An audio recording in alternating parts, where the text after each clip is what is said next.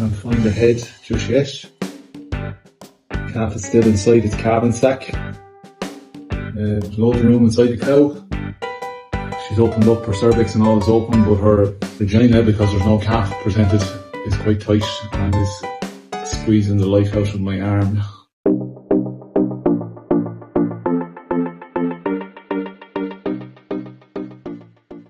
Sunday morning, the 18th of February, we have two heifers calves. Keeping an eye on them since about 4 o'clock on the camera. One lady popped out on her own there about 5 o'clock, so I came down, and the other lady had calved, but her calf was still inside its placenta calving sack. So panic stations, I thought was smothering. They can smother sometimes if the sack is over space and they can't breathe. Thankfully I had my Stanley knife in my pocket to pierce the calving sack and get all the fluid away from his nose. And also, thankfully, his umbilical cord was still attached, so he wasn't looking for air, he was still receiving oxygen through the umbilical cord. So when I pulled him out, the umbilical cord broke and then he started looking for air, and happy days. So 2 grand healthy calves, fed and under the light. Our maternity ward is quite messy now this morning because heifers can do a lot of walking around when they're calving and up and down, and we put extra cows in there yesterday because we were getting into a busy period. So going to bed that now, a couple of fresh beds of straw. Then we're going to push up silage and milk. If the weather plays ball now, we'll get the cows out again for a few hours, get a bit more grass into them. It absolutely bucketed down with rain. We had a real heavy shower for about 25 minutes or so. Just really took the zap out of the day, so it did really annoy you. It's still extremely mild. I'm in short sleeves. That's on the 18th of February. It's weird. Going out now to see if ground conditions will allow a bit of grass for the cows. They're standing in the yard waiting on me to decide what to do. We have another heifer started a calf over there now, feet and nose out. There's another lady looking like she's going to go do something as well. Dad. Yes? 601, her name's Shirley, and then 887 is Flash. So she had to fool me. This heifer was born this morning before I started milking. Seems to be perfectly fine, only she has an issue with her jaw and her mouth. It's not closing, her tongue was out a little bit. She's leaking a little bit of water and saliva from one side of her mouth. I was concerned that she might have been stood on, but I don't think she has been. I think it's a genetic issue. So we stomach tubed her like we do all the other calves. If she has grub in her, we'll consult the vet maybe tomorrow morning and see what the story is. So she won't be able to suck with that mouth now? It's unlikely. We'll have to put her down, I would imagine. Yes. Must be told different, but I don't think so. Okay. So my dad told me to come over here, and when the light starts flashing, I had to tell him. It's the first time on the Arctic Master feeder, so we had to put each one in. So we locked them in for the first feed. The next one? 93 or 94. I'm going to put this back in now. So no Make one. sure another carpet can get in while we're... Do you need help? You can do it. Yes, I can. Doing it. I told you can do it. Best girl, aren't you?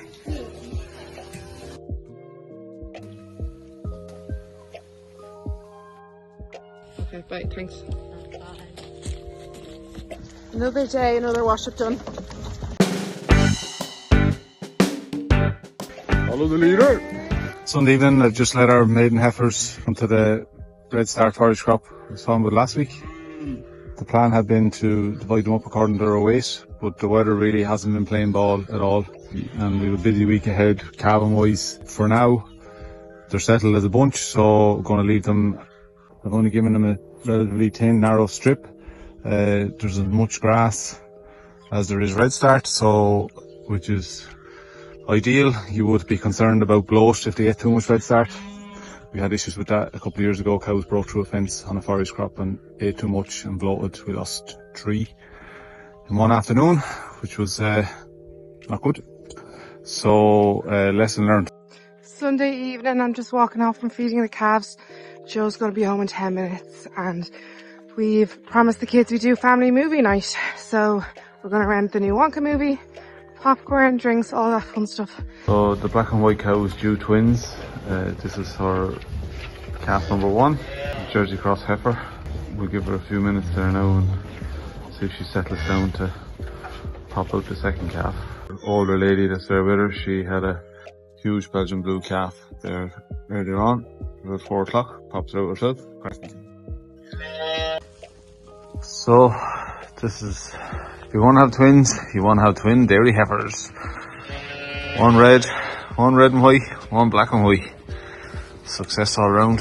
So energy drink coming up for Mammy. These are our 2 twin heifers. If one of them had been a male, the female would have been known as a free Martian. So in 90% of cases, the female, the free Martian, would be infertile. When she was in utero, she would have absorbed too much of the male hormones and that made her infertile. We've had a few before, thankfully. These are both heifers. Our little wee heifer from earlier on with the deformed jaw. I'm going to head into the vet now to see if there's anything that they can do for her. She hasn't been able to suck at all, so Joe's stomach tubed her yesterday and today to get some feed into her. So we'll head in now and see what they think. Yesterday morning at around 8 o'clock, I think it was. Any worse or better since? No, just the same. The exact same. Just kind of hanging open, a bit of saliva coming out. They won't close at all. Like, imagine it's born with some sort of a deformity or something. They won't really open either. The resumption had to be put down, I think. Yeah, no, I think that's the thing to do. Some sort of deformity or genetic mutation, like, you know. It's nearly weird how not weird it is. You know, generally when they're born with some sort of mutation, they're freakish looking altogether. Like, you know, it's just sort of mild, whatever it is, but yet it's not that mild either. But there's something just not formed properly in her jaw. Yeah. A million things that can go wrong, there's a million things that have to go right. It was the inevitable outcome, as we suspected. She would have to be put down as she couldn't feed. The vet was brilliant. He spent a good 20 minutes examining her, going through all the options. After she passed, he offered to do an autopsy on her jaw so we could figure out exactly what it was. It was misaligned, so she would have never been actually able to close her jaw and feed herself.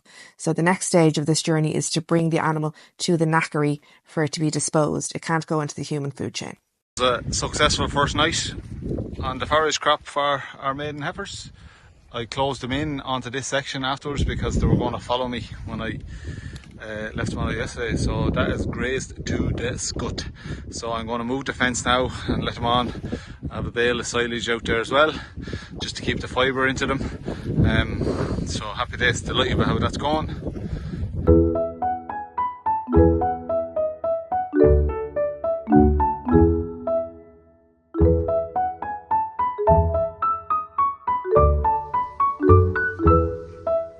Just to clarify, in previous video I called this silage. It's actually haylage. A lot higher dry matter than your standard bale of silage and not as dry as bale of hay. So haylage, bought in October. And smells amazing. We're on the out farm, 2.5 kilometres away. Very wet. We have had a lot of rain. Riding along in my automobile. These are very important. This is our schedule of what we do. Yeah.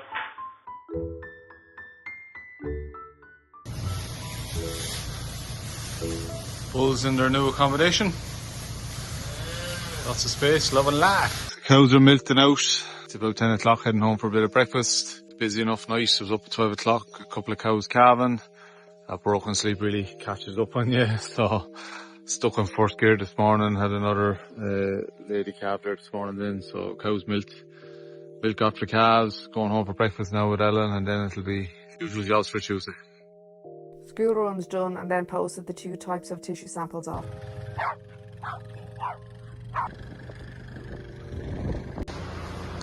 So normality is resumed in the calf shed. Ellen is back on her own, on her tobler. Everyone's gone back to school.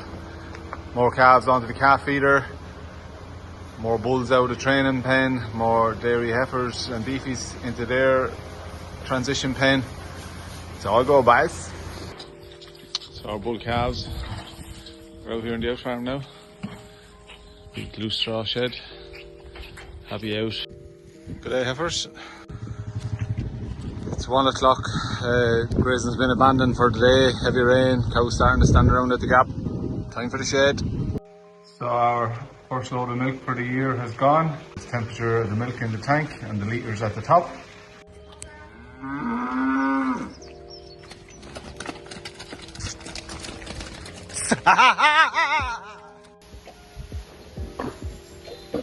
We moved up cows that are getting close to calving there about 20 minutes ago, so currently a battle royale going on, just a certain dominance in the pen. Generally just let the cows add, normally it quietens down after a couple of minutes.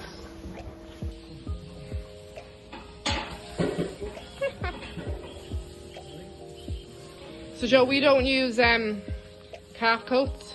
A calf lies down for about 17-18 hours a day, so they need to maintain their body heat while they're lying down. So it's recommended you need 12 inches of straw, enough for them to nest, and it will cover the lower half of their body, their limbs. We were fortunate enough that we bought extra straw in 22, so we had about 70 bales left over from that.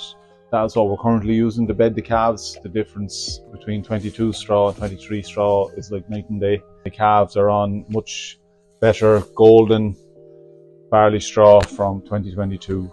We use lots of it. Not how we talk. I know. Yeah. Drop that thing like a squat. Drop it like it's hot.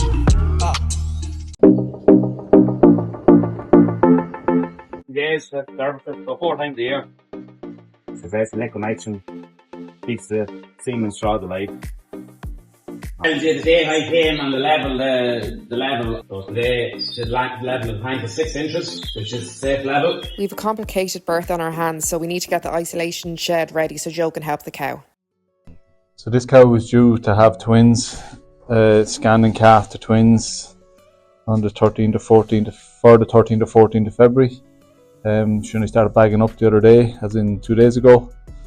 This morning we noticed she had a rotten afterbirth coming out her back end. So now I've been investigating. She's quite open up inside.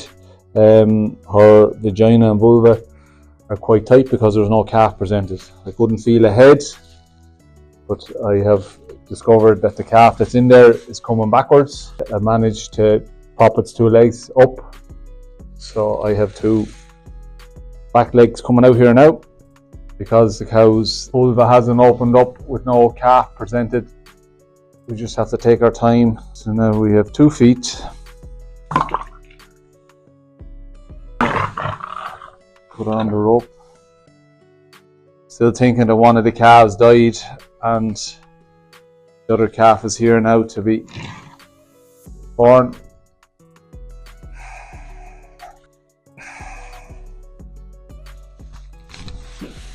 Okay, so one little calf, as suspected, not alive, dairy heifer.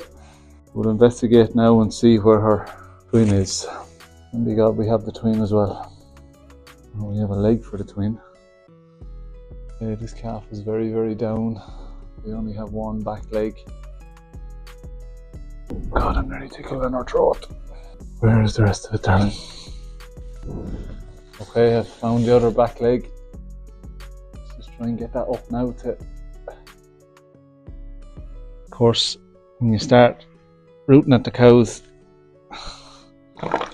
they start forcing, and that makes things more difficult. I have the knee of the other leg. I'm just trying to get its foot up so I can take that calf out as well. And I have hoof now, if I can get it to turn up. Okay, mommy, okay. Slowly inching it up so it'll present itself. I have it there now, I think. So 2nd back legs. Interesting. Okay, now we'll go a bit more urgently because I have half a notion that this other calf is alive. The fact that I had to burst the calf sack make me think calf number 2 might be alive. Although I don't know now. I don't know. Good calf, good calf. No, maybe not. No. I think there's a chance that the 2nd calf might have been alive. A bit healthier looking. Unfortunately, because its twin was dead and possibly not dead that long, but day or 2. Day maybe. And the other might have drowned. smothered because it couldn't come out. He was second. Are they male or female? Yeah, female first and male second. Oh lordy, that's a pity. Now we'll let the cow have a lick and a smell because she still has calved, and we'll go and get her an energy drink. Treat her the way we would any other calving.